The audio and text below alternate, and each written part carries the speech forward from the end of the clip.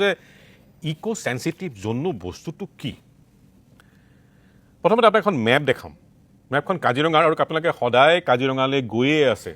সদায় পাৰ হৈ গৈ আছে যিসকলে উজনি নামনি কৰে চাওকচোন এবাৰ মেপখন মই বুজাবলৈ সহজ পাম এই যে হালধীয়াডাল আপুনি দেখিছে এই হালধীয়াডাল এফালে আছে জখলাবান্ধা আনফালে আছে বোকাখাট সেইডাল হ'ল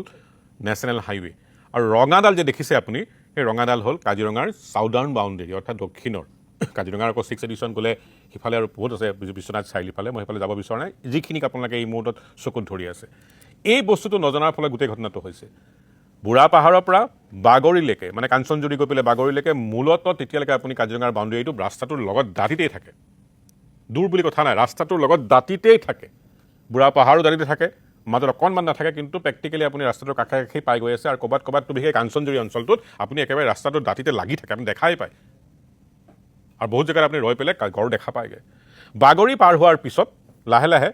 বাউণ্ডেৰীটো অলপ ওপৰলৈ যায়গৈ আৰু হাইৱেটো চিধাকৈ গৈ থাকে কহৰাত প্ৰায় 1 কিলোমিটাৰমান এটা ডিফাৰেঞ্চ হয় মিহিমুখত যদি আপুনি হাতীত উঠে তাৰ পৰা কহৰাৰ বজাৰলৈকে প্ৰেক্টিকেলি 1 কিলোমিটাৰমান হ'বগৈ আৰু লাহে লাহে অগৰাতলি পোৱাৰ লগে লগে সেইটো আৰু বাঢ়ি বাঢ়ি গৈ থাকে আৰু মেপখনত দেখিবই আপুনি সেই ৰঙাটো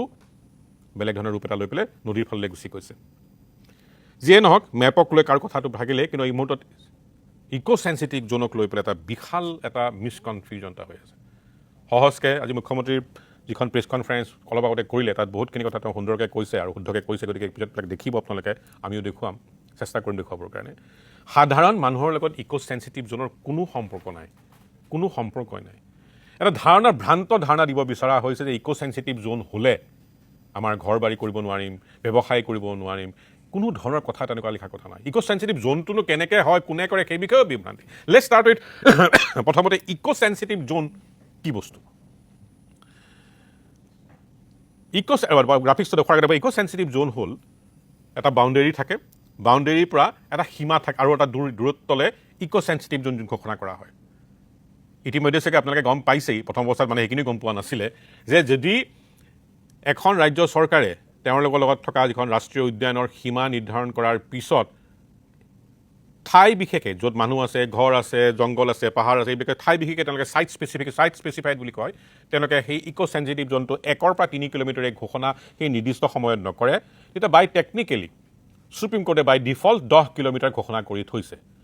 অসমত এতিয়ালৈকে ইকো চেন্সিটিভ জোন আমি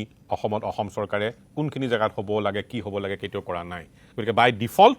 আমি 10 কিলোমিটাৰ উচ্চতম ন্যায়ালয়ৰ নিৰ্দেশত চলি থকাৰ নিচিনা হৈছে এতিয়া অসম চৰকাৰে কৰিবলৈ যাব বিচাৰিছে প্ৰপ'জ কৰিছে 1 পৰা 3 কিলোমিটাৰ জেগা স্থায়ী বিষয় প্ৰথমতে মুখ্যমন্ত্ৰীয়ে কৈছিল 1 কিলোমিটাৰ বুলি এতিয়া 1 পৰা 3 কিলোমিটাৰ সেয়া প্ৰপ'জ কৰিব ষ্টেট ৱাইল্ড লাইফ বৰ্ডৰ পৰা পাৰ হৈ পেলাই নেশ্যনেল ৱাইল্ড লাইফ বৰ্ডত যাবগৈ তাৰপিছত ৱাইল্ড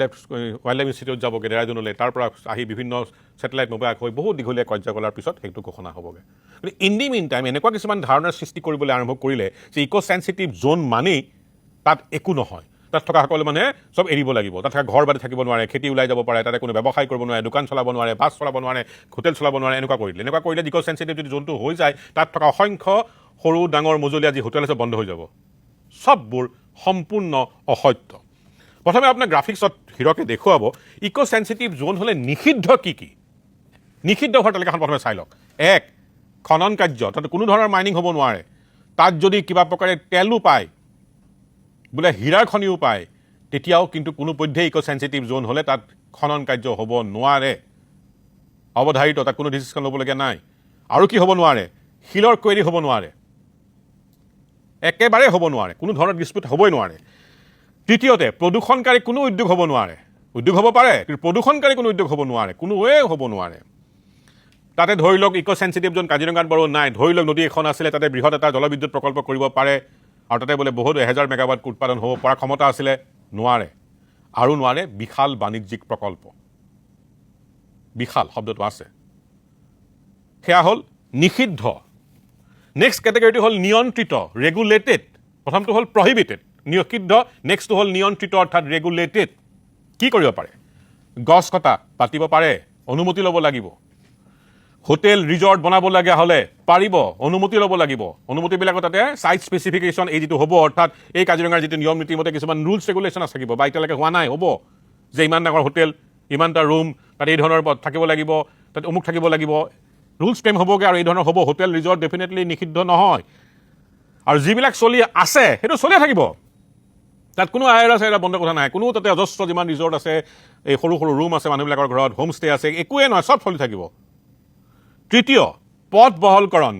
নিয়ন্ত্ৰিত অৰ্থাৎ ৰেগুলেটেড ৱেত বিভিন্ন নিয়ম নীতিৰ মাজেৰে তাতে পথ বহলকৰণ হ'বগৈ 37.4 কিলোমিটাৰ দীঘলীয়া এটা অভাৰ এখন ফ্লাইঅভাৰ হ'বলৈ গৈ আছে তাতে সেই যে মেপখন দেখিছে মেপখনতো ইমান দীঘলীয়া তাত চাই ঠাই এইটো ফ্লাইঅভাৰ হ'ব ক'ত হ'ব য'ত তলৰে এনিমেল বা জন্তুবিলাক যায়গৈ আৰু কি নিয়ন্ত্ৰিত হ'ব বৃহৎ পৰ্যটনৰ অৰ্থাৎ যদি বৃহৎ এটা সাংঘাতিক ডাঙৰ এটা টুৰিজিমৰ এটা ডেভেলপমেণ্ট কৰিব যে তাকো হ'ব নিয়ন্ত্ৰিত হ'ব অৰ্থাৎ হোৱাট ইজ নিয়ন্ত্ৰিত হোৱাট ইজ ৰেগুলেশ্যন মোৰ গুৱাহাটীত ঘৰ আছে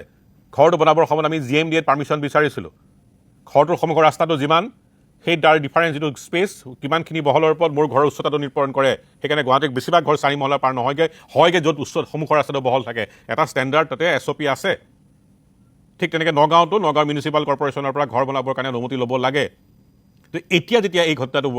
ইক' চেঞ্চিটিভ জন ইভেঞ্চুৱেলি হ'বগৈ এতিয়াতো একো হোৱা নাই হ'বগৈ বিভিন্ন স্তৰ পাৰ কৰি পেলাই 1 পৰা 3 কিলোমিটাৰ যি আল্টিমেটলি ভাৰতবৰ্ষৰ বিভিন্ন চেণ্ট্ৰেল গভৰ্ণমেণ্টৰ পৰা আহি পেলাই ফৰেষ্ট ইনষ্টিটিউটৰ পৰা আহি পেলাই এটা হ'বগৈ তেতিয়া তাত যেতিয়া ঘৰ বনাবলৈ কাৰোবাক লাগে দুমহলীয়া ঘৰ কাৰণে তাতে ঠিক আমি যেনেকৈ GMDAত ঘৰটো বনাওঁ তাৰ কাৰণে এপ্লাই কৰিব লাগিব আৰু তাৰ নিয়ম নীতি নক্সা চাই পেলাই ঘৰৰ ৰেগুলেশ্যনটো দিব তাত একো নতুন কথা নহয় অনুমোদিত অৰ্থাৎ একো কৰিবই নালাগে হৈয়ে থকা বস্তু কি হ'ব এক চলি থকা কৃষি চলি থকা চাহ বাগিচা জৈৱিক কৃষি বৰষুণৰ পানীক লৈ কৰা বিভিন্ন প্ৰজেক্ট আৰু লগতে থাকিবগৈ একো সেউজ প্ৰকল্পৰ যিমান যি আছে অৰ্থাৎ কাজিৰঙা এখন যেতিয়াই নহওক কেলে তাত থকা মানুহবিলাকতো আগৰ পৰাই আছে সেই মানুহখিনিতো আৰু বেলেগৰ পৰা অহা নহয় তেওঁলোকৰ ঘৰ আছে খেতি পিছত কৰিবলৈ ব্যৱসায় হৈছে এই গোটেই বস্তুবিলাকে থাকিব তাকে লৈ এটা ইচ্ছাকৃতভাৱে এটা ভুল ইণ্টাৰপ্ৰিটেশ্যন দি পেলাই আজি মানুহখিনিক অলপ খঙাল কৰি তোলা হৈছে যে আমাৰ সকলো বন্ধ হৈ যাব that is not the case একেবাৰে মিছা কথা আৰু সেই কথাটো মুখ্যমন্ত্ৰী অলপ আগতে প্ৰেছ কনফাৰেঞ্চত কোৱা দেখি পেলাই মোৰ ভাল লাগিছে আকৌ কৈছোঁ সাধাৰণ মানুহৰ লগত কোনো সম্পৰ্ক নাই এই ইক' চেঞ্চিটিভ জোনৰ যাৰ ঘৰ আছে এমলীয়া হ'ব দুমলীয়া হ'ব ব্যৱসায় আছে গাড়ী মটৰ আছে খেতি আছে পুখুৰী আছে একো কথা নহয় নিষিদ্ধ আকৌ এবাৰ দেখাই দিছোঁ কি নিষিদ্ধ তাত কোনো ধৰণৰ মাইনিং হ'ব নোৱাৰে সেই 1 কিলোমিটাৰ হ'ব পাৰে 3 কিলোমিটাৰ হ'ব পাৰে মইতো হ'ব আৰু বেছিকৈ যাওক কিন্তু সেইখিনি জেগাত হ'ব নোৱাৰে 5 কিলোমিটাৰ হওক 6 কিলোমিটাৰ হওক শিলৰ কুৱেৰি হ'ব নোৱাৰে 1 2 3 বেছিকৈ যাওক কেলে প্ৰদূষণকাৰী উদ্যোগ ডেফিনেটলি হ'ব নোৱাৰে বৃহৎ জলবিদ্যুৎ প্ৰকল্প ফৰ্চুনেটলি কাজিৰঙা ওচৰত কোনো হ'বলগীয়া নাইও তাতে বৃহৎ নহয় সৰু হ'বলগীয়া নাই আৰু বিশাল বাণিজ্যিক প্ৰকল্প হ'ব নোৱাৰে বাকী চব পাৰে খালী ৰেগুলেটেড তাক লৈ ইমান হাহাকাৰ কৰি পেলোৱা হৈছে ৰাজনৈতিক দল দুইফালে এজনে যদি কোনোবাফালে মিছ ইনফৰ্ম কৰিছে দুইফালে মিছ ইনফৰ্মেশ্যনৰ কেম্পেইনত সাধাৰণ মানুহ আজি সম্পূৰ্ণভাৱে উতলা হৈ গৈ আছে এই বিষয়ে মই আৰণ্যকৰ সম্পাদক বিভৱ তালুকদাৰক সুধিছিলোঁ মোৰ সতীৰ্থ আচলতে প্ৰস্তুতি গৈছিলে সুধিবৰ কাৰণে মই সুধিছোঁ তেখেতক যে যিটো ইক' চেঞ্চিটিভ জোনটো কি আৰু সুপ্ৰিম কোৰ্টৰ ৰায়টো সম্পৰ্কে যি ক'বলগীয়া আছে বিভৱ তালুকদাৰ ইক'চেনচিটিভ জোন এইটো বেচিকেলি এনভাইৰনমেণ্ট প্ৰটেকশ্যন এক্ট 1986ত অনা হৈছিলে আমাৰ ভাৰত চৰকাৰে আৰু এই এক্টৰ মতে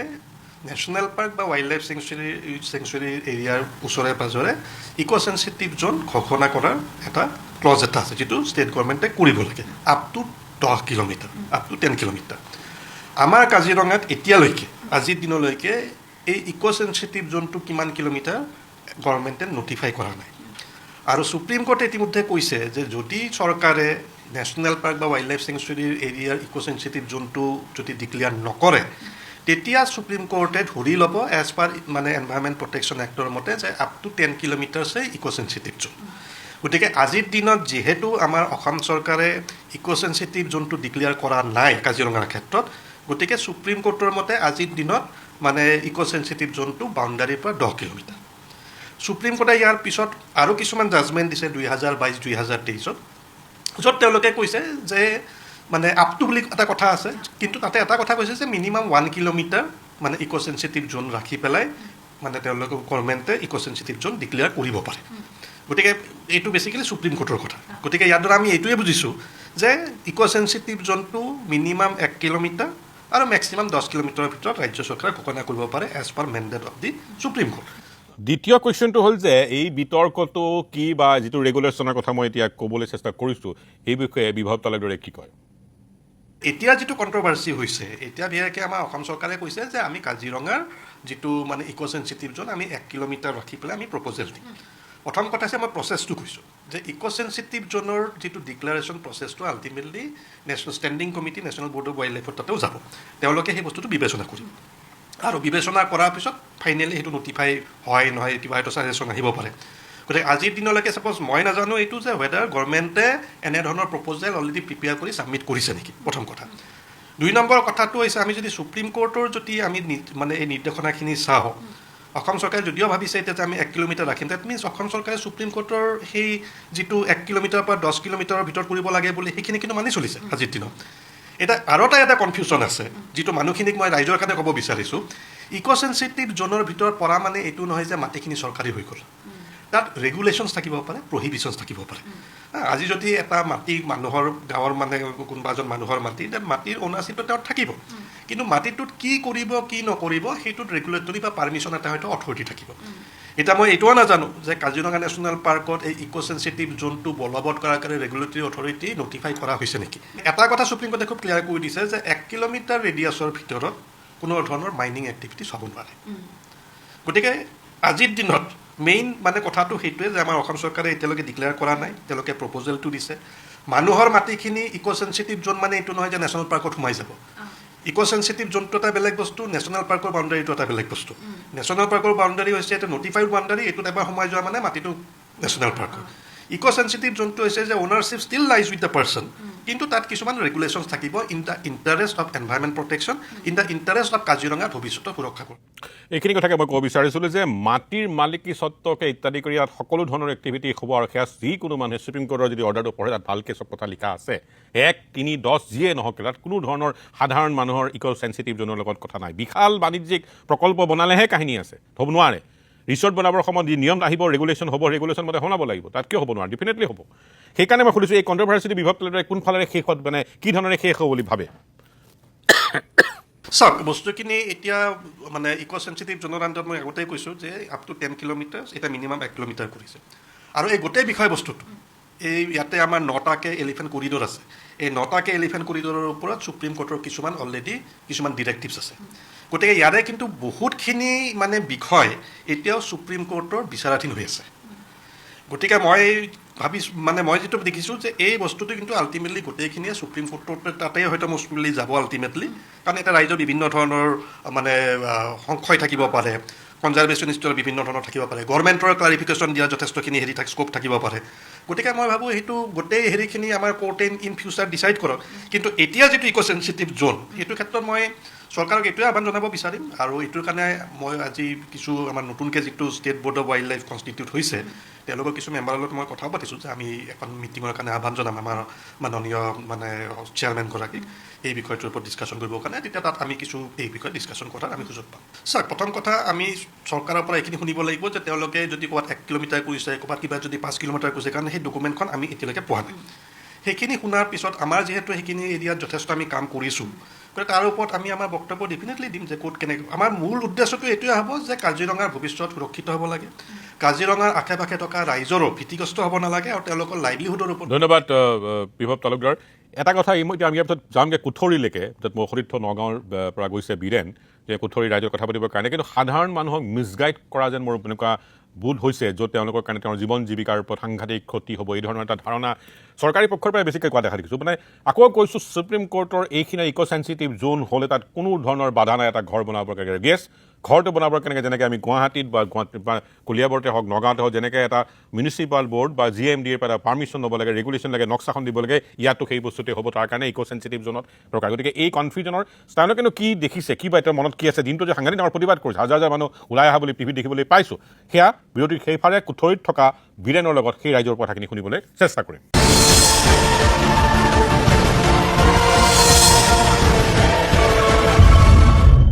কোনো সময় নচনাকৈ পোনে পোনে যাব বিচাৰিছোঁ কুঠৰীত তাতে নগাঁৱৰ পৰা গৈ বীৰেন আছেগৈ আৰু তেওঁৰ পিছফালে মই দেখিবলৈ পাইছোঁ যথেষ্ট সংখ্যক ৰাইজ অভাৰ টু বীৰেন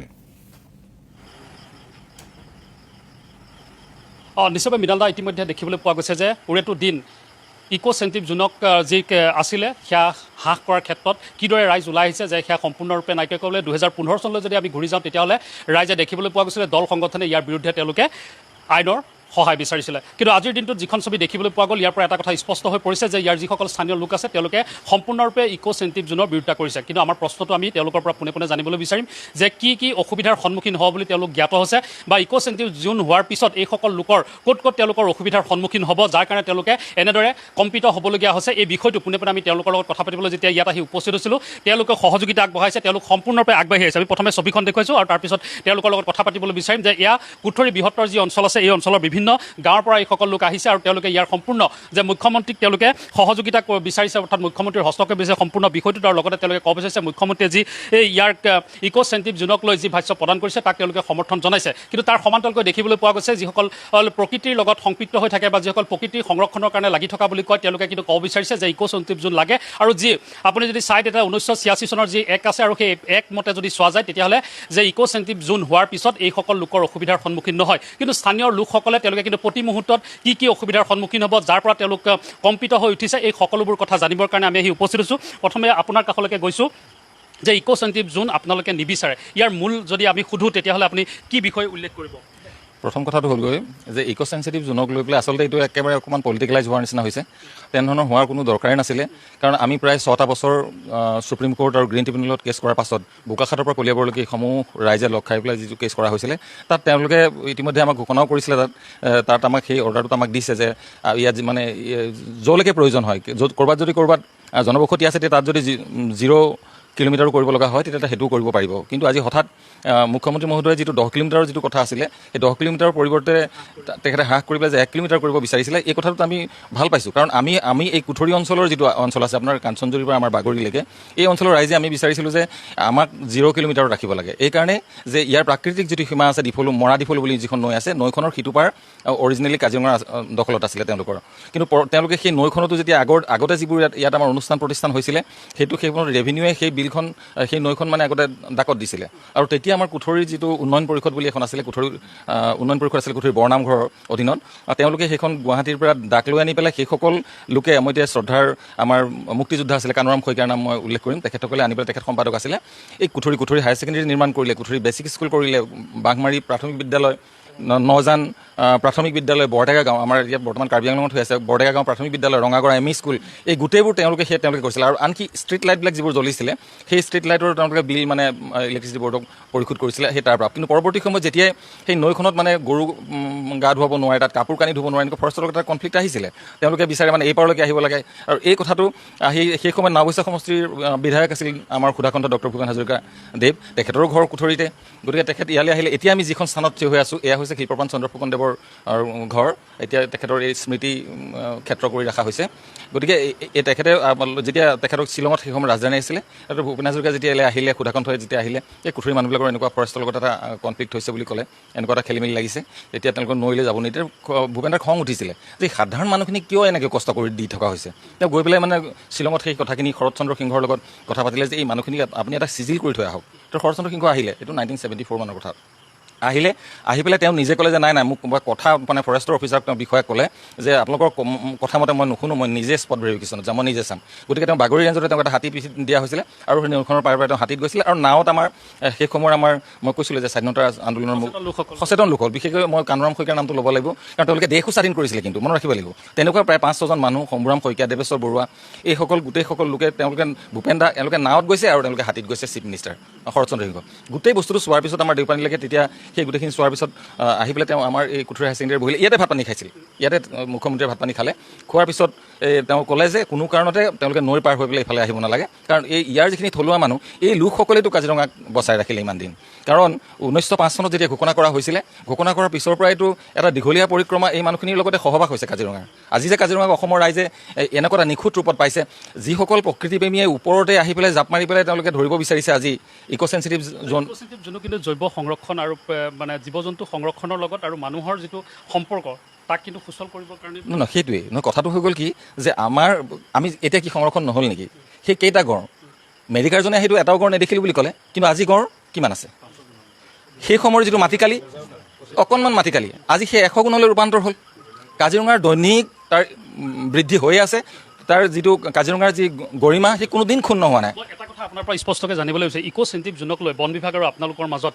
সজাগতা সভা মানে এৱেৰনেছৰ ক্ষেত্ৰত আপোনালোকৰ সভা তেওঁলোকে ক্ষেত্ৰত অকণমান এৰোগেণ্ট হৈ থাকে মানে সেইটো যোৱা আমি কিছু বছৰ ধৰি আমাৰ মানে অকণ এনেকুৱা কনফ্লিক্ট এটা আহি আছে কিন্তু পৰৱৰ্তী আমি কোৰ্টৰ ৰাইটোৰ কাৰণে আমি এটা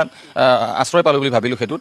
গতিকে এতিয়া আমাক চৰকাৰখনৰ মুখ্যমন্ত্ৰীগৰাকীয়ে যেতিয়া এটা ঘোষণা কৰিলে যে 10 কিলোমিটাৰ নহয় আপুনি চাওক কল্পনা কৰি চাওক 10 কিলোমিটাৰ যদি গুচি যায় তাৰমানে এই অঞ্চলটোত সকলো ধৰণৰ উন্নয়ন বন্ধ হৈ যাব কাৰণ তাৰ কিছুমান নিৰ্দিষ্ট ক্ৰাইটেৰিয়া আছে গতিকে এই আমি আপোনাৰ কথাখিনিলৈ আকৌ আহিম যে উন্নয়নৰ কথা আপুনি কৈছে আমি উন্নয়নৰ কথা আপোনাৰ ওচৰলৈ আহিছোঁ উন্নয়নৰ কথা আহিম কি উন্নয়নে ক'ত কেনেদৰে প্ৰভাৱ পেলাব বা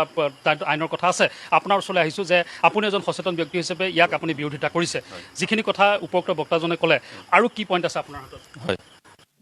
আচলতে কুঠৰি এই অঞ্চল বসতি আছে আমি সেই খিলঞ্জীয়া ৰাখিবৰ কাৰণে আমি আহিছোঁ আৰু ইক' চেঞ্চিটিভ জোনৰ যিখিনি নীতি নিয়ম আছে সেই নীতি নিয়মখিনিৰ মাজত যদি আমাৰ এই অঞ্চলটোৰ ৰাইজৰ যি আৰ্থসামাজিক দিশ আছে এই আৰ্থসামাজিক দিশত কিন্তু বাধা আহি পৰিব গতিকে এই ক্ষেত্ৰত আমি সজোৰে দাবী উত্থাপন কৰিছোঁ যে কাজিৰঙাৰ কাষৰ যিখিনি লোক আছে সেই লোকখিনি স্বাৰ্থত কাজিৰঙাৰ সীমাত 0 কিলোমিটাৰ পৰিসীমা নিৰ্ধাৰণ কৰিব লাগে ইক' চেঞ্চিটিভ জোনত কি কি অসুবিধাৰ সন্মুখীন হৈছে কিন্তু জনজাতীয় লোক হিচাপে আপোনাক যদি সোধোঁ এই কাৰ্বি পাহাৰতে নিলগতে লাগি আছে আৰু আপুনি ইয়াতে জন্ম হৈছে আপুনি এই উত্থান পতন দেখিছে কাজিৰঙা কিদৰে আগবাঢ়িছে কিদৰে ক'ত কি হৈছে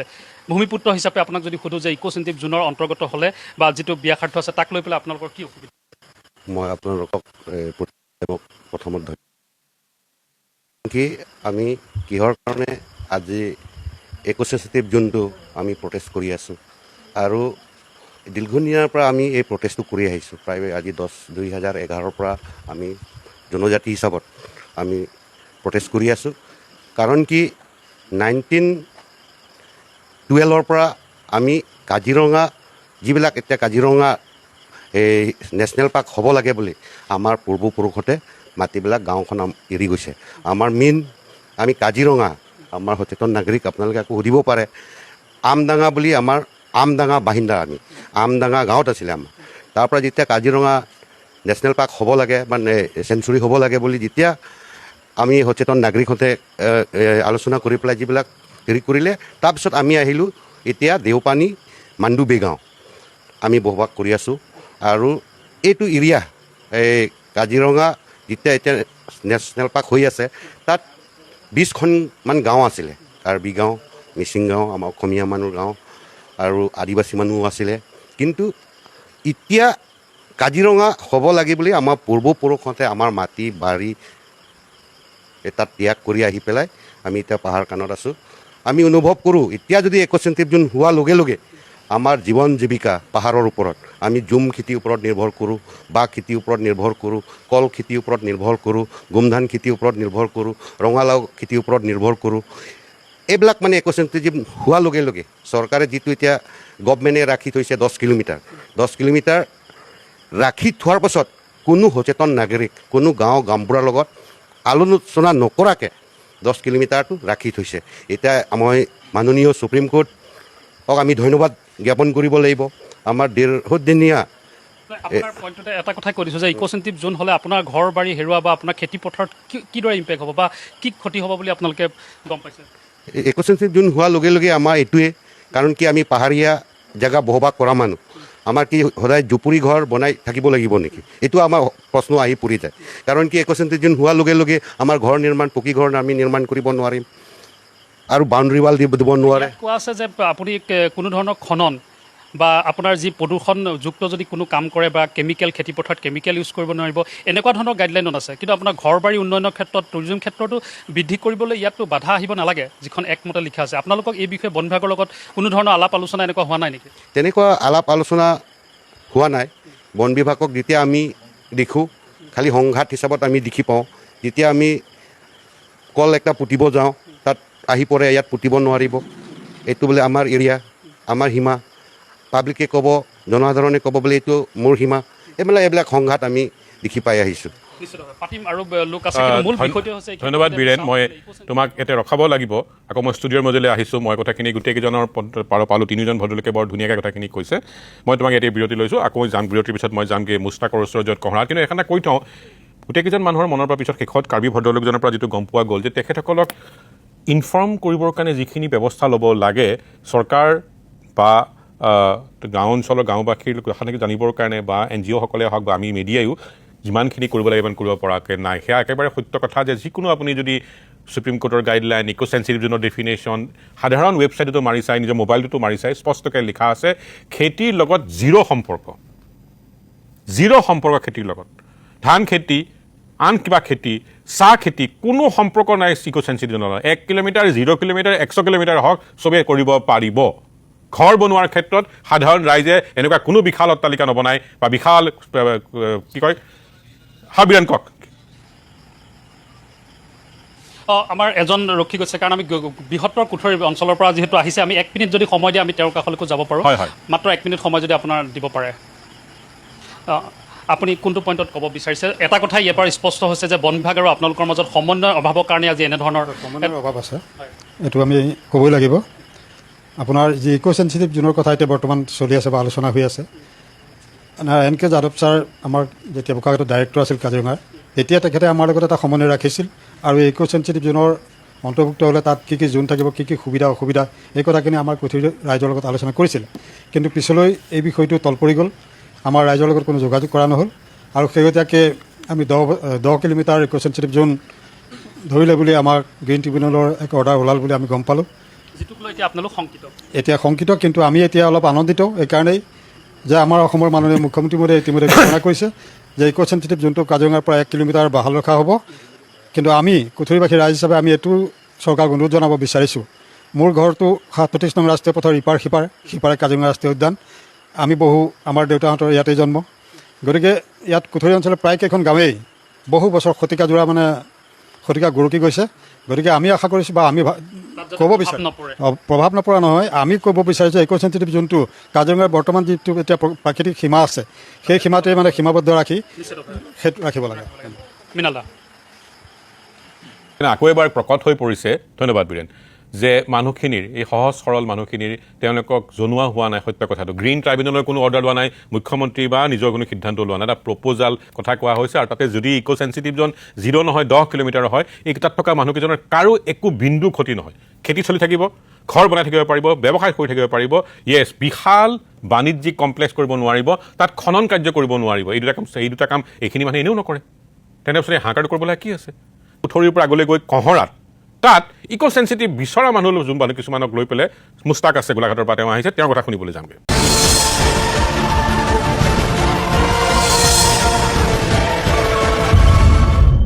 মই কোনো সময় নষ্ট নকৰাকৈ যাওঁগৈ মুস্তাকৰ ওচৰলৈকে মুস্তাক আছে এই মুহূৰ্তত কহৰাত মুস্তাক নিশ্চয়কৈ মৃণালদা চাওক যে ইক' চেঞ্চিটিভ জোন এই গোটেই বিষয়টোক লৈ দেখা পোৱা গৈছে বিভিন্নজনৰ বিভিন্ন মত চৰকাৰে ইতিমধ্যে বিশেষভাৱে মুখ্যমন্ত্ৰীগৰাকীয়ে ভাষ্য প্ৰদান কৰিছে যে ইক' চেঞ্চিটিভ জোন পৰিসীমা তেওঁ 1 কিলোমিটাৰ হ্ৰাস হ'বগৈ একেটা সময়ত বিৰোধীয়ে 10 কিলোমিটাৰ বিচাৰিছে তাৰ কাৰণে প্ৰতিবাদ কৰিছে আৰু গোটেই বিষয়টোক লৈ কাজিৰঙাবাসী বা কুঠৰিবাসীয়ে কওক বা ইক' চেঞ্চিটিভ জোনত থকা যিসকল লোক আছে তেওঁলোকৰ জনৰ বিভিন্ন মত হৈছে দল সংগঠনেও এক প্ৰকাৰ সহযোগ কৰিছে বা সমৰ্থন কৰিছে এই গোটেই বিষয়টোৰ সন্দৰ্ভত জানিবলৈ এই মুহূৰ্তত মই কহৰাৰ 3গৰাকীকৈ ইয়াতে লোক আছে এগৰাকী অধিবক্তা আছে এগৰাকী স্থানীয় লোক আছে দল সংগঠনৰ নেতৃবৰ্গ আছে আমি কথা পাতিম মই যিহেতু গোটেই বিষয়টো আপোনালোকে অৱগত হৈছে এতিয়া ইক' চেঞ্চিটিভ জোনৰ ইতিমধ্যে মুখ্যমন্ত্ৰীগৰাকীয়ে ভাষ্য প্ৰদান কৰিছে যে 1 কিলোমিটাৰ হ্ৰাস কৰিব লাগিব গোটেই বিষয়টোক লৈ আপোনাৰ কি মত হয় নিশ্চিতভাৱে অসমৰ মাননীয় মুখ্যমন্ত্ৰী ডক্টৰ হিমন্ত বিশ্ব শৰ্মাই বোকাখাটত আহি এটা কথা ঘোষণা কৰি থৈ গ'ল যে যিটো কাজিৰঙাৰ যিটো ইক' চেঞ্চিটিভ জোন 1 কিলোমিটাৰলৈ কমাই অনা হ'ব গতিকে এই সিদ্ধান্তটো মই কাজিৰঙাবাসী হিচাপে মই এই সিদ্ধান্তটোক মুখ্যমন্ত্ৰীৰ এই সিদ্ধান্তটোক পুনৰ বিবেচনা কৰিবৰ বাবে মই আহ্বান জনাম কাৰণ ইক' চেঞ্চিটিভ জোন 1 কিলোমিটাৰলৈ কমাই অনাৰ লগে লগে আমাৰ কিছুমান প্ৰব্লেম হ'ব যেনে যিহেতুকে অলৰেডি সুপ্ৰিম কোৰ্টে কৈছে মাইনিং আৰু তাৰ ৰিলেভেণ্ট যিখিনি এক্ট সেইটো হ'ব নোৱাৰে লগে লগে এইটো এটা 1 কিলোমিটাৰ কমাই অনাৰ লগে লগে ইয়াত ইণ্ডাষ্ট্ৰি গ্ৰ' কৰিব হোটেল 5 ষ্টাৰ হোটেল বেছি এষ্টাব্লিছ হ'ব আৰু 5 ষ্টাৰ হোটেল বা ইণ্ডাষ্ট্ৰি যদি ইয়াত এষ্টাব্লিছ হয় তেতিয়া পলিউশ্যন হ'ব য'ত নেকি আমাৰ কাজিৰঙাক ডাইৰেক্টলি হেম্পাৰ কৰিব গতিকে যেতিয়া 1 কিলোমিটাৰ কমাই অনা হ'ব হয় ৰাইজে কৈছে যে উন্নয়ন হৈছে এই উন্নয়নৰ যিটো ছাবজেক্টটো এই মুহূৰ্তত কিয় এৰাইজ হৈছে এইটো ইম্পৰ্টেণ্ট কথা যোৱা প্ৰায় 10 বছৰ বিজেপিয়ে চৰকাৰ চলাই আছে সেই সময়ত কিয় উত্থাপন নহ'ল এই মুভমেণ্টত কিয় উত্থাপন হৈছে এইটো ইম্পৰ্টেণ্ট কথা আৰু যিটো 1 কিলোমিটাৰলৈ কমাই অনা যিটো সিদ্ধান্ত চৰকাৰে লৈছে এই সিদ্ধান্তটো পুনৰ বিবেচনা কৰিবৰ বাবে আমি অনুৰোধ জনাইছোঁ আৰু কথাটো হ'ল আমাৰ ওচৰ চুবুৰীয়া যদি ডাঙৰ হোটেল যদি ইয়াত এষ্টাব্লিছ কৰিব 5 ষ্টাৰ হোটেল এষ্টাব্লিছ কৰিব তেনেহ'লে আমাৰ ইয়াত থকা থলুৱা মানুহখিনিৰ যথেষ্ট সমস্যা হ'ব যেনে তেখেতলোকৰ যিটো হোম ষ্টে যিটো ইকো ডেভেলপমেণ্টৰ কথা কৈ থকা হৈছে, বৰ্তমান ইকো ডেভেলপমেণ্টৰ কথা, ইকো টুৰিজমৰ কথা কৈ থকা হৈছে। গতিকে ইকো টুৰিজমত যথেষ্ট হেম্পাৰ পৰিব। আৰু আমাৰ যি ইয়াত কাজিৰঙাৰ দাঁতিকাষৰীয়া ৰাইজসকলে যেনেধৰণে হোটেল হোম ষ্টে দি পেলাই বৰ্তমান তেখেতলোকে চলি আছে, সেইটো যথেষ্ট প্ৰভাৱ পৰিব। আৰু যদি ইয়াত ডাঙৰ ডাঙৰ হোটেল, ডাঙৰ ডাঙৰ কোম্পানী যদি আহে, ইয়াৰ মানুহে কি অকল 4th গ্ৰেডৰ কাম কৰি থাকিব নেকি? সেইটো কথা মই প্ৰশ্ন কৰিব বিচাৰিছোঁ। ইয়াৰ মানুহে অকল 4th গ্ৰেডৰ এই ধোৱা পাখালা কাম কৰি থাকিব নেকি? তেখেতলোকৰো নিজৰ এটা হোম ষ্টে দিব, বাহিৰৰ মানুহক তেখেতলোকে আপ্যায়ন কৰিব, তেনেধৰণে তেখেতলোকৰ সেই কামখিনি কমি যাব। গতিকে মই এটা কথাই ক'ব বিচাৰিছোঁ, চৰকাৰক এই সিদ্ধান্তটো পুনৰ বিবেচনা কৰক। আৰু যিটো আমাৰ যদি বেছি ইকো চেঞ্চিটিভ জোনটো কমাই অনা হয়, তেতিয়া আমাৰ চাউথ ছাইডে যিখিনি মাইনিং আছে, যিটো পাহাৰ আছে, সেই পাহাৰ খননটো আৰু তীব্ৰভাৱে বাঢ়িব। গতিকে যিসকল লোকে এই ইকো চেঞ্চিটিভ জোনটো কমাই অনা বিচাৰিছে, সেই ব্যক্তিসকল কোন হয়? সেই ব্যক্তিসকলৰ যদি আপোনালোকে বেকগ্ৰাউণ্ড যদি চেক কৰে, তেখেতলোকে ডাঙৰ ডাঙৰ পাহাৰ খান্দি শেষ কৰা ব্যক্তিসকল হয়। সেই ব্যক্তিসকলৰ যদি বেকগ্ৰাউণ্ড আপোনালোকে চেক কৰে, আপোনালোকে চাব তেখেতলোকে যোৱা প্ৰায় 10 বছৰ বা প্ৰায় 15 বছৰ গোটেই পাহাৰ খান্দি শেষ কৰিলে। এতিয়া আপোনালোকে দেখিছে শিৱসাগৰত কি অৱস্থা হৈছে। এই তেনেকুৱা অৱস্থা যাতে অনাগত প্ৰজন্মই ভুগিব লগা নহয়, এই কথাটোৰ কাৰণে আমি অসমৰ মাননীয় মুখ্যমন্ত্ৰীক এই সিদ্ধান্তটো পুনৰ বিবেচনা কৰিবৰ বাবে আহ্বান জনাইছোঁ। মোৰ লগত এগৰাকী স্থানীয় যুৱতী আছে। গোটেই বিষয়টোৰ সন্দৰ্ভত তোমাৰ কি মত? আমি বিচাৰোঁ যে সচেতন নাগৰিক হিচাপে ESG-টো কমাই ননাটো আমি বিচাৰোঁ। এতিয়া পাৰিলে মানে আৰু বঢ়াই পেলাই কাজিৰঙা সুৰক্ষিত কৰিব লাগে, কাৰণ বন্যজন্তুৰ থাকিবলৈ আমাৰ এইটো বায়'ডাইভাৰ্চিটি বহুত হাজাৰ হাজাৰ বছৰৰ পাছত সেইটো বনে। এইটো ঘপককৈ যদি এনেকৈ ডেষ্ট্ৰয় কৰি দিয়া হয়, এই বনিবলৈ আকৌ হাজাৰ হাজাৰ বছৰ লাগিব। কিন্তু 5 ষ্টাৰ হোটেলটো নহয় না, যে 5 ষ্টাৰ হোটেল আহিলে বনাই দিলে, তেনেকুৱাটো নহয়। ESG-টো আপোনাৰ এতিয়া হৈ থকা 10 কিলোমিটাৰ বাহাল হৈ থকাৰ সময়তেই গোটেই আপোনাৰ দক্ষিণ দিশৰ পাহাৰত বিঘা বিঘা মাটি, হাজাৰ হাজাৰ মাটি তামোল গছ কৰি দিয়া হ'ল, কাটি গছ গছনি চব শেষ। তাত মাটি খানি খানি বহুতো পাহাৰ ধ্বংস কৰা হৈ গ'ল। এতিয়া অকল এটাই বন্ধ হৈ আছে, কি শিলকুঁৱাৰীটো। এতিয়া সেইটো আপোনাৰ যদি কমাই দিয়া হয়, লগালগ শিলকুঁৱাৰী ষ্টাৰ্ট হৈ যাব। আৰু দাদাই কৈছে অলৰেডি যে সমৰ্থন কৰি যিসকল ওলাই আহিছে, তেওঁলোকৰ বেকগ্ৰাউণ্ড চেক কৰিব কৈছে। হয়, আমি চিনি পাওঁ, আমি কাজিৰঙা ৰাইজ হিচাপে, যে তেওঁলোকে কি কৰি আছে ইমান দিনে, তেওঁলোকৰ বেকগ্ৰাউণ্ড কি, তেওঁলোকে কি কৰি আছে, তেওঁলোক ৰখি আছে যে ESG-টো কমাই দিয়ক। আৰু তেওঁলোকৰ লাইচেঞ্চ JCB চব ৰেডি হৈ আছে বুলি আমি গম পাওঁ। তেওঁলোকে লগালগ পাহাৰ খান্দিবলৈ ষ্টাৰ্ট কৰি দিব এফালৰ পৰা। আৰু ESG-টো যেতিয়া কমাই পেলাই 1 কিলোমিটাৰ কৰা হ'ব, তেতিয়া দাঁতিকাষৰীয়া যিখিনি গাঁও চুব 1 কিলোমিটাৰ জনৰ ভিতৰত, তেওঁলোকৰ এটা উচ্ছেদৰ এটা বহৈ থাকিব। আৰু হাতী মানুহ হওক বা জীৱ জন্তু মানুহৰ হওক সংঘাতটো বহুত বেছি বৃদ্ধি পাব। ইতিমধ্যে পাহাৰ শেষ কৰাৰ ফলত মানে গোটেই আজিকালি হাতী মানুহৰ সংখ্যাত বৃদ্ধি হ'বলৈ লৈছে। হাতী আমাৰ তললৈ নামি আহে, গোটেই গাঁৱে গাঁৱে ঘূৰি ফুৰে। আগতেতো এইটো নাছিলে, ইমান হাতীৰ উপদ্ৰৱ নাছিলে। হাতীৰ উপদ্ৰৱ বাঢ়ি বাঢ়ি গৈ আছে, অকল এলিফেণ্ট কৰিডৰবোৰ ধ্বংস হোৱাৰ ফলত আৰু তাত খাদ্য বস্তুৰ অভাৱ হোৱাৰ ফলত। এতিয়া যেতিয়া ESG-টো 1 কিলোমিটাৰ কৰি দিয়া হ'ব, তেতিয়া গোটেই ওচৰ চুবুৰীয়া গাঁওবোৰ যিবোৰ পৰিব ESG-ৰ ভিতৰত, তেওঁলোকৰ গোটেই মানুহখিনি আমাৰ এটা মানে দিগদাৰ হ'ব। গোটেই আহি পেলাই এনিমেলে আমাৰ গোটেই ঘৰতে বাহৰ পাতি থাকিব। এতিয়া মোৰ ঘৰ 2 কিলোমিটাৰ জনৰ ভিতৰত পৰিব মানে। যদি 1 কিলোমিটাৰ কৰি দিয়া হ'লে কিমান এটা ডাঙৰ হেম্পাৰ হ'ব ভাবিব লাগে। আৰু মই বুজি পোৱা নাই কিয় দল সংগঠনে এটা সময়ত কৈ আছে যে এটা সময়ত আন্দোলন কৰিছিলে ESG-টো আপোনাৰ 10 কিলোমিটাৰ নকৰিবৰ কাৰণে। সেইটো সময়ত 10 বছৰ 15 বছৰ আগতে কাজিৰঙাৰ পৰিস্থিতি তন্ত্ৰটো বহুত বেলেগ আছিলে। তেতিয়া ডাঙৰ হোটেল নাহিছিলে, তেতিয়া গোটেই ব্যৱসায়টো থলুৱা মানুহৰ হাতত আছিলে। কিন্তু এতিয়া গোটেই ব্যৱসায়টো থলুৱা মানুহৰ হাতৰ পৰা পুঁজিপতিলৈ গৈ আছে। জীপ চাফাৰীটো আমাৰ হাতত আছিলে, এতিয়া জীপ চাফাৰীও লাহেকৈ ফৰেষ্ট ডিপাৰ্টমেণ্টলৈ গৈছে, আৰু তাৰ পাছত ব্যক্তিগতকৰণ হ'ব। সেইটো বস্তু আমাৰ কাজিৰঙা ৰাইজে কিয় বুজি পোৱা নাই? যিসকল লোক টুৰিজিমৰ লগত জড়িত হৈ আছে, মোৰ গোটেই ঘৰৰ ফেমিলি টুৰিজিমৰ লগত জড়িত, মই এগৰাকী কৃষক হয়, মই ফাৰ্মিং কৰি চলি আছোঁ। তেনেকুৱা ধৰণৰ আপোনাৰ যিখিনি ইক' টুৰিজিম হওক বা যিখিনি ধৰি লওক ফাৰ্মিং হওক, এইখিনি মানুহে কিয় প্ৰমোট কৰা নাই আমাৰ ইয়াত? বাহিৰা পুঁজিপতিক আনি অকল মাটি বিক্ৰী আছে, এফালৰ পৰা শেষ কৰি গৈ আছে। আমাৰ পানী নাটনি হৈছে, এতিয়া আমাৰ গোটেই গ্ৰাউণ্ড ৱাটাৰ লেভেল শেষ হৈ গৈছে। আগতে খৰালি আমাৰ গাঁৱত আমাৰ অঞ্চলত পানী নুশুকায়, এতিয়া গেলন ৱাটাৰ আপোনাৰ হাজাৰ হাজাৰ লিটাৰ পানী হোটেলবোৰে কনজিউম কৰাৰ কাৰণে যিটো ফ্ৰেছ ৱাটাৰ হয়, সেইটো আমাৰ এতিয়া টিউবৱেল মাৰিলে মানে পানী নোলায় নৰ্মেল টিউবৱেলত, গম পাইছেনে? বৰৱেল কৰি গোটেই হোটেলবোৰে পানীটো লোৱাৰ কাৰণে। আৰু হোটেলবোৰত কোনো পানী মানে হাৰ্ভেষ্টিঙৰ কোনো ছিষ্টেম নাই। তেওঁলোকে পানী হাৰ্ভেষ্ট কৰিব লাগে নিয়মতে, তেওঁলোকে কিন্তু নকৰে, একো তেনেকুৱা ব্যৱস্থা নাই। পলিউশ্যন ৱেষ্ট মেনেজমেণ্টৰ কোনো ব্যৱস্থা নাই কাজিৰঙাত, সেইখিনি উন্নয়ন হ'ব লাগে, কিন্তু সেয়া হোৱা নাই। এটা সাধাৰণ এক্সিডেণ্ট হ'লে মানে ৰাইজ গুৱাহাটী যোৰহাট দৌৰি ফুৰিব লাগে, ডিব্ৰুগড় ঘূৰি ফুৰিব লাগে। আমাৰতো হস্পিটেলত ব্যৱস্থা দিব লাগে, নামতো ডাঙৰ হস্পিটেল আছে, কিন্তু কামত একো নাই না। ইক'জ দিছ চেঞ্চিটিভ যি জোন, মই পুনৰ আহিম আপোনাৰ ওচৰত। মই আৰু এজন আছে, মই কথা ক'বলৈ যত্ন কৰিম। গতিকে গোটেইটো বিষয়টোৰ সন্দৰ্ভত আপোনাৰ কি মত থাকিব? আৰু ইতিমধ্যে বিভিন্ন দল সংগঠনে এই বিষয়টো সমৰ্থন কৰিছে, আপুনি এটা দল সংগঠন প্ৰতিনিধিত্ব কৰে, কি ক'ব? হয়, চাওক, আমি প্ৰথমৰ পৰা ইয়াৰ বিৰোধিতা কৰি আছোঁ, মুখ্যমন্ত্ৰীজনে ঘোষণা কৰি দিয়াৰ পাছৰ পৰা। আৰু আমি এইটো কথা ক'ব খুজিছোঁ যে কাজিৰঙাৰ আমাৰ দক্ষিণ দিশত থকা যি কাৰ্বি পাহাৰ, সেই কাৰ্বি পাহাৰত আমাৰ কাজিৰঙাৰ যিবিলাক বন্যপ্ৰাণী, সেই বন্যপ্ৰাণীবিলাক বানপানী অহাৰ সময়তে গৈ তাত উঠেগৈ। সেইটোৱে আমাৰ প্ৰথম আশ্ৰয়স্থল। আৰু সকলো জীৱ জন্তুৱে সেই জেগাবিলাক চিনি পায়, তেওঁলোকে মুক্ত মনে তাত বিচৰণ কৰে। যিহেতু এতিয়া 10 কিলোমিটাৰ ইক' চেঞ্চিটিভ জোন তাত হৈ আছিলে, কিন্তু এতিয়া যদি তাক 1 কিলোমিটাৰ আপোনাৰ কৰিবলৈ হয়, বা 10 কিলোমিটাৰটো কমাই 9 কিলোমিটাৰটো কমাই 1 কিলোমিটাৰ কৰিবলৈ হয়, সেই কাৰ্বি আংলঙৰ পাহাৰকেইটাৰ অৱস্থাটো কি হ'ব, প্ৰথমতে আমাক সেই কথাটো ক'ব লাগে। আমি দেখিছোঁ যে য'ত 10 কিলোমিটাৰ আপোনাৰ ইক' চেঞ্চিটিভ জোন হৈ আছিলে, তাত আপোনালোকে এই ভিডিঅ'টো চাওক, এই ভিডিঅ'টো আপোনালোকে চাওক। আপুনি যদি আপুনি দেখুৱাই কেমেৰাটো ক্ল'জ কৰিব কৈছোঁ, হয়, এই ভিডিঅ'টো চাওক। এই ভিডিঅ'টো 10 কিলোমিটাৰ ইক' চেঞ্চিটিভ জোন ঘোষণা হৈ থকাৰ পাছত ইয়াত এনেকৈ অবৈধভাৱে খনন চলি আছে পাহাৰত। আপোনালোকে চাওক JCB ডাম্পাৰ লগাই এনেদৰে তাত আচলতে এনেকৈ শিল খান্দি থকা হৈছে, মাটি খান্দি থকা হৈছে। যদি এইটো 1 কিলোমিটাৰ কৰে ইক' চেঞ্চিটিভ জোনৰ যদি পৰিসৰটো কমাই দিয়ে তেতিয়াহ'লে সেই পাহাৰকেইটা থাকিবনে? আমাৰ জীৱ জন্তুবিলাক বাৰিষাৰ সময়ত ক'লৈ যাব? আৰু ইয়াত এইটো যদি আমি উন্নয়নৰ বিৰোধী নহয় দেই, আমি উন্নয়নৰ বিৰোধিতা আমি কৰা নাই, কিন্তু ইয়াত যদি 5 ষ্টাৰ হোটেল যদি বনায়, ইয়াত দেৱাল যদি সৃষ্টি কৰিবলৈ হয়, সেই দেৱালবিলাকে আমাৰ এনিমেল যিবিলাক অহা যোৱা কৰা কৰিডৰ, সেই কৰিডৰবিলাক সংকুচিত নকৰিবনে? সেই কথাবিলাকো চাব লাগিব। কাৰণ এইখন আমাৰ প্ৰকৃতিয়ে দিয়া এখন কাজিৰঙা, সেই কাজিৰঙাখন আমি কোনো মানুহে ধ্বংস কৰিবৰ কাৰণে চেষ্টা কৰিব নালাগে। আমি কাজিৰঙাৰ মোৰ ঘৰ 500 মিটাৰ দূৰত, কাজিৰঙা ৰাষ্ট্ৰীয় উদ্যানৰ পৰা মোৰ ঘৰ 500 মিটাৰ দূৰত। মই ইক' চেঞ্চিটিভ জোনৰ ভিতৰত 1 কিলোমিটাৰ দিলেও মই তাতে পৰি থাকিম, মোৰ ঘৰ তাতেই। কিন্তু এই কথাটো অন্ততঃ সকলোৱে মনে প্ৰাণে বিচাৰক যে কাজিৰঙাখন এখন ভগৱানে দিয়া উপহাৰ, আমাৰ অসমৰ স্বাভিমান। এই স্বাভিমানে যাতে কোনো পধ্যে কুঠাৰাঘাত নহয়, কোনো কাৰণতে যে কাজিৰঙাখন আচলতে ম্লান নহয় কাজিৰঙা সন্মান, এই কথাটো সকলোৱে অসমবাসী ৰাইজে আচলতে ইয়াৰ বিৰুদ্ধে মাত মাতিবৰ কাৰণে আমি অনুৰোধ জনাইছোঁ। ধন্যবাদ একাংশই এই বিষয়টো মুস্তাক, মই ধন্যবাদ জনাব লাগিব,